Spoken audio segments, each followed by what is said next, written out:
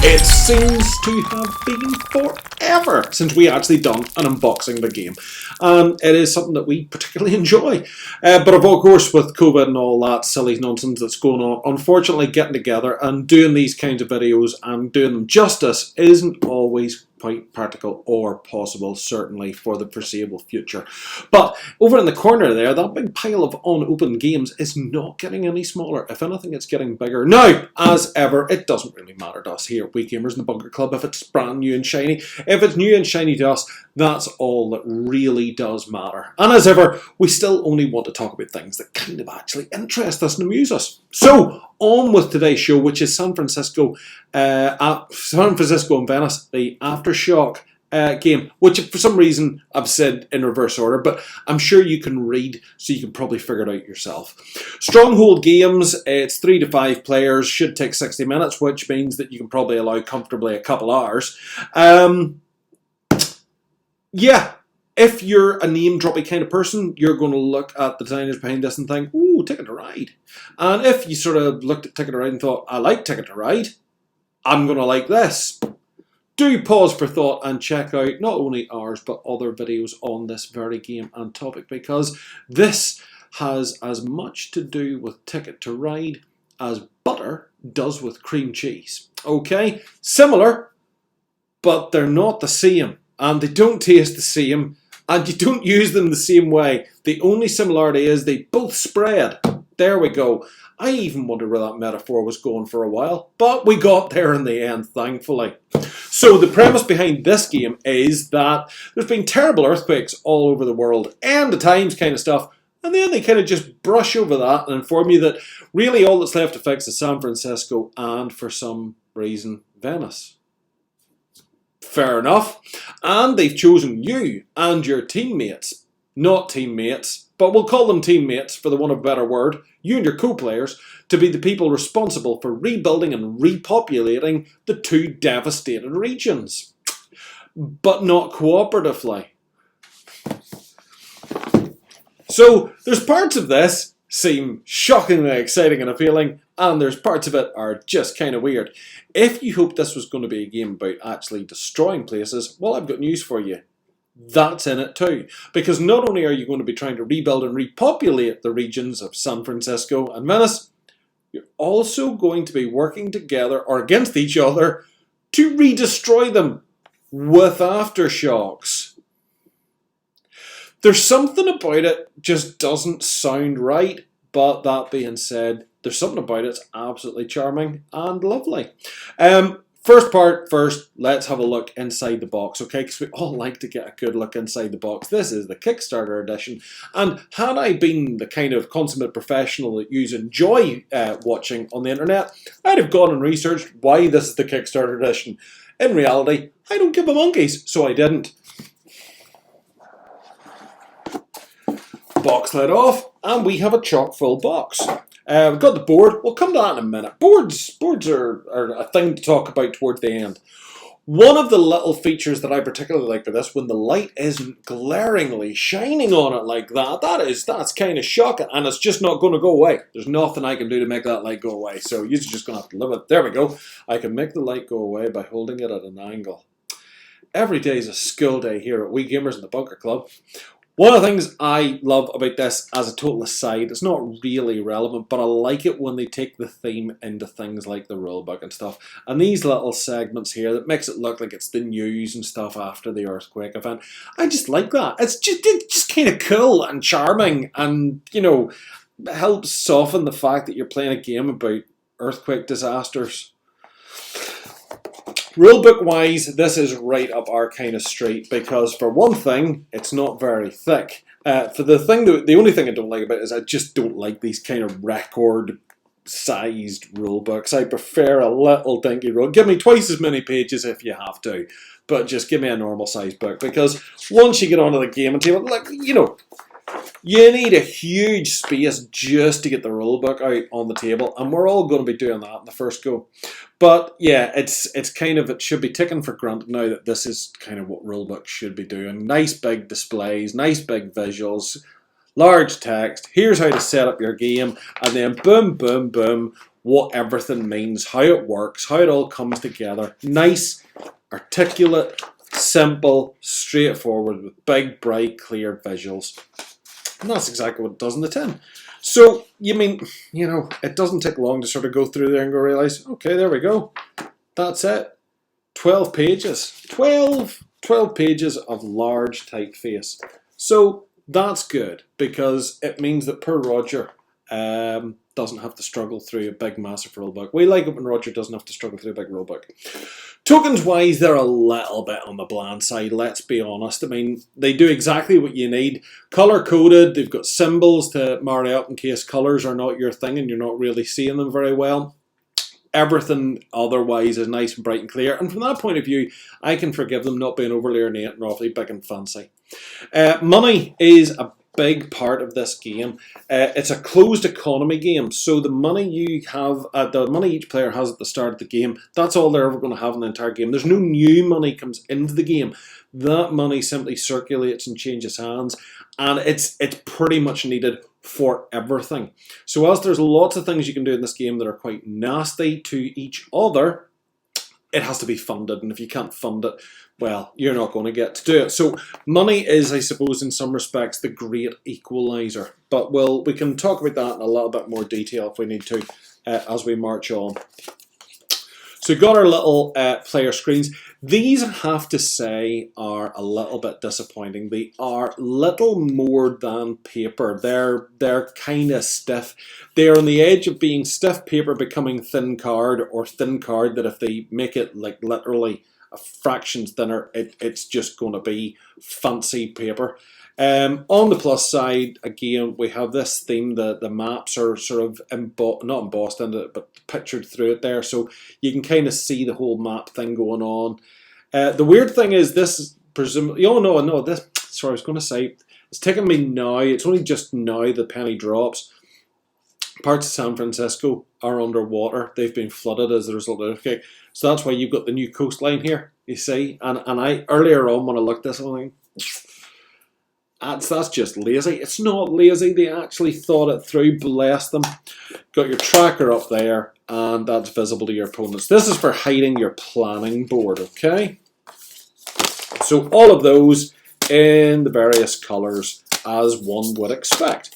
And then we've got the actual planning boards. Okay, now these are important because this is kind of where everything happens. You're going to have a number of cards in this game. You'll see some of those later on. The cards are kind of all the stuff you can do. Moving people into places, moving people around, building bridges, stuff like that there. So you're going to kind of decide what regions you're doing that to, and you're kind of doing that behind your screen, hidden. And you can also go for the most bridges token. It's kind of, like the longest railroad kind of thing. That's probably the closest similarity between this and the aforementioned Ticket to Ride. So that'll happen behind here. But you will also be playing cards that allow you to cause aftershocks to regions. And you might sort of wonder why. Scoring kind of happens at the end based on where people are, quantities of people, point share and stuff like that there. So you will actually, if you're going to be able to play any Aftershock cards, you'll place your Aftershock tokens in hidden on these two. Anywhere where there's two tokens that marry up, as in more than one player has picked the same region, that's where the shocks happen. And the effects of them are usually to move off people. Now, people moving across bridges, 2 points here. You can move your people as far as you like across your own bridges. But if you have to cross opponents' bridges, it's $1 million per person. So you're paying your opponents to let your people move. So you can use it as a weapon to force them to move people to give you money. You can also use it as a sort of a tool for yourself to move people into regions where you want to contest the points values, because the points values get shared. Now, if you can see that maybe she's going to be in first place in this one and get a lot of points, and he's going to be coming second place here, you could play a card effect on him that shifts his people, hopefully, into her zone, because those first place points will get shared between the two of them. So the person who comes first actually ends up not getting as many points as you, who now are the person becoming second, because first place is joint, if that makes some weird sense. There's weird twisted logics to this. There's a lot of sort of layers.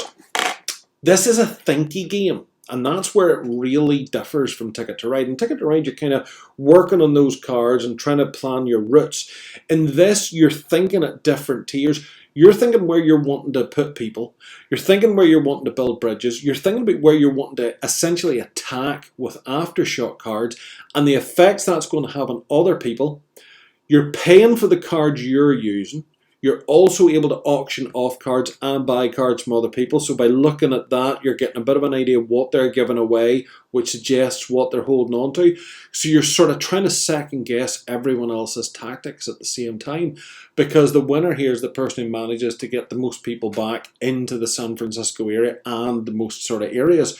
So you're playing on a lot of levels, a kind of a distribution placement part of it, a rebuild part of it, and then literally a destruction part of it, but playing that destruction that it's going to hopefully benefit you, and if not benefit you, hurt the others in such a way that inadvertently benefits you, or at least forces them to maybe give you money. As I say, this closed economy, paying for bridges, paying for cards, paying for the actions you take, moving people across bridges that aren't yours, all costs.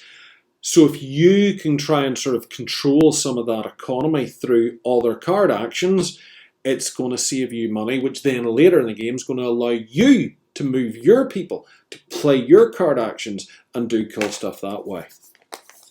These are obviously double-sided as well. So you have the Venice and San Francisco sides to those, and those correspond to the sections on the game board that we haven't looked at yet. There is your big bag of meeples. This is all the bridges and little people in all the colour-coded sections. We don't really need to go through that, do we? We got little houses, we got little bridges, we got little people, so that's all cute and cool and lovely. Loads of spare baggies to work with, so that's nice too. We've got the ubiquitous and very sort of exciting dice, yay. And then we have the card decks that are going to be relevant to the two regions, and they've got their nice sort of artwork on the back there, all done up as if they're wrecked. So let's just pull open the San Francisco one here. I could have sworn I put a blade here earlier. I did. There we go. Because we end up spending so long. It's been that long since we've done this, and I vaguely remember spending ages trying to take cellophane off decks of cards. So just to give you a little idea of what we were sort of talking about with those cards, okay? So you're seeing here the area, and it's showing you very clearly on the card as well, and it's showing you how many people you can place and the cost for doing that. And that kind of rattles through for all of the different regions. Whoops. And we'll just throw cards away. There we go. So that, I think, is fairly self-explanatory. What one you're paying for and playing is where you're going to basically put people and how many people you're going to put there. So that's part of your management strategy there. And then if we race right down through this, we then come to some of these bridge building sort of cards. Okay, and again, the cost. Doing those. And then influence. Gain an influence marker, so you'll be able to put these down on your board as well. It just gains you the points at the scoring phase for that. And then I'm guessing actually the other cards. I've maybe misjudged where these cards should actually be. Bear with me. We'll throw open this art deck anyway. Oh, come on. Get a blade and it still doesn't do what you need it to do. It might actually be in the expansion box to keep everything kind of clean and tidy, but I don't think they are. Oh no, here we go, here we go. So influence in there, they've combined the two decks for shipping because there's the other regions cards and then we're into these. But these is what we want to get to here. So these are the Aftershock kind of cards. And yeah, this is where they do bad stuff and cause people to go. Gain, can't read it upside down. Gain a normal Aftershock marker to place during planning. So you'll pay for these kind of secrets and you've got the twins and you can hide them down and do stuff with it. But these range, see there's a standard Aftershock, there's a big Aftershock, which is obviously worse. It's like the mega card. Oh no, and there's the mega card, the mega Aftershock, which is essentially another earthquake. Lovely. So you can see, I mean, there's there's a weird kind of thing going on here. We're rebuilding, but we're also going to wreck everything as well. If you know the aftershocks are coming, why are you spending all this money rebuilding? Wait until it's all finished. That's just putting people's lives at risk. So race down through the Venice cards there. You don't really need to see them. I just like the card art in itself. It's nice, it's clear, it's crisp. Yeah, and we're just into more influence, aftershock, big aftershock, mega aftershock. So yeah, we've got the section, that's the backs on them so you don't get them mixed up, so you can see the cards easily that are going to be used for Venice and the cards that are going to be used for San Francisco. So even those aftershock cards now, there's only certain ones. It's not like they're all going to be available. But they've just obviously combined the two decks for the purposes of the old shipping, which makes complete sense. Now, this little expansion pack basically brings in another player. I'm not going to bother opening this up. I don't think it's essential to see it. Leave it sealed up nice and neat because you never know. It might not get kept. It might get kept, but that's enough. Under COVID, this is 2 more players than I can have at the table in it already. It's solo mode. But this just basically gives you another set of everything you need to add another person onto it. They've called it District 6, not because it adds another district as such, but it's another player and all the tokens and meeples that they're going to need as well. Now, we did promise you as well that we would have a little look at the board here. Now, obviously, this is very much a whirlwind conversation through it. We don't need to sit here all night chatting about it. There are a load of other really good videos out there. Some take you through detailed gameplay, some just sort of walk you through some of the loose mechanics. And I would stress to you that it's probably worth taking that little look. You can probably see there already, if you were looking at this from the point of view of the creators being Ticket to Ride kind of people, you can see very quickly on that this isn't Ticket to Ride. You can also see why it's important for those cards to very clearly show you where the different zones are. Whilst they've got the sort of names on, there's no real sort of dividing on the board to mark out areas other than the little signs. We've got the areas where all the bridges can link up. So obviously this was sort of the San Francisco coastline was over here. The earthquake now has wrecked all this, brought the water in, and a lot of what was San Francisco is now, unfortunately, underwater, creating the new coastlines now. There's still fires raging down. Seems like a really dangerous time to be trying to rebuild a city, in my honest opinion. If we know these big aftershocks are coming and there's giant sharks and stuff like that there floating about the place, why not just leave it a few years and then do the rebuild? No? That would seem like a much wiser and safer thing to do. But there you go. What game's fun without a bit of risk? And there is the Venice side of it. Which, you know, if you're not familiar with Venice, you might look at this and go, so what's different? Venice is full of bridges anyway. They're not this big. They're smaller bridges, like over canals. These are stretches of ocean and things. But, yeah, miraculously, the famous places are still there. So it was a very selective earthquake and a very selective amount of flooding that has managed to flood areas that were higher than some in both places, locations. But there we go. Visually, it's really a nice looking game. Got to say, I'm very happy with the visuals on it. I'm very happy with the put together. The design team behind it obviously does kind of mean we kind of knew this was going to be good. Just knew it also wasn't going to be Ticket to Ride. So it's got that sort of, it's got a hidden planning thing going on with it. It's got the bidding going on for cards and stuff like that there. And there's a lot of layers to this.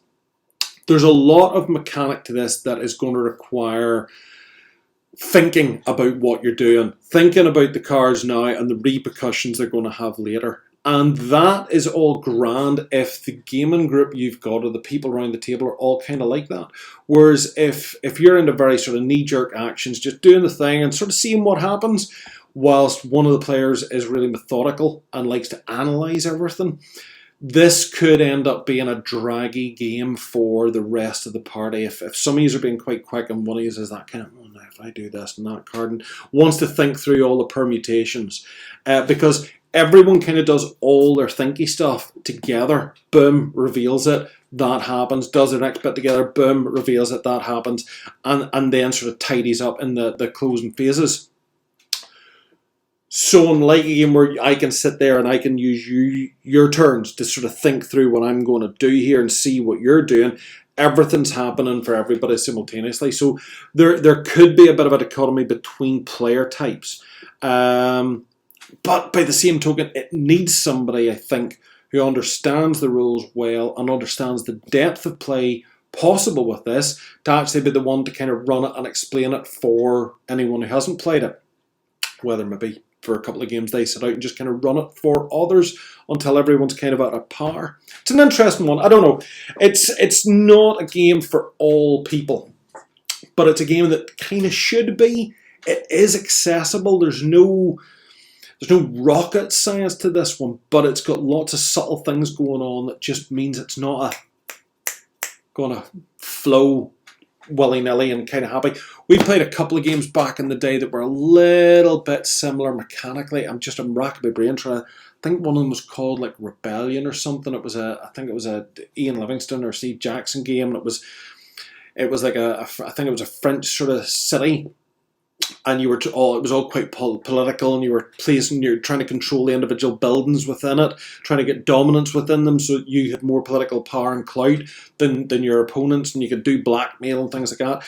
It kind of reminded me of it more than it reminded me of anything else, but it's still very much its own beast in that regard. So yeah, nice looking game. Stronghold games, gotta say, they tend to be fairly reliable for the games that they put out. Just not necessarily going to be a game for everybody. And my thing would be, if you're looking at this and thinking, oh, yeah, Ticket to Ride, that kind of thing, it's this. No, it might have a kind of a feel to it because of who's behind it and whatnot, but it's just not gonna play like the same kind of game. But there you go. That's our 10 cents worth. No point labouring the point. You can check it out. As I say, plenty of our vids out there for you to look at. Aftershock, San Francisco and Venice, Stronghold games.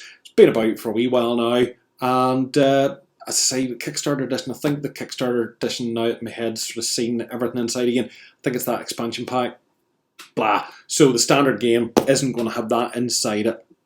It's just going to be your 3 to 5 players, which at the minute, as I say, it's 2 more players than you really need, unless you've got them in your house already. Alright, thanks for watching, folks. Don't forget to subscribe if you feel so inclined. Give us a like in the old Facebook channel. It's just like hugging us without having to touch us. Trust me, you don't want to do that.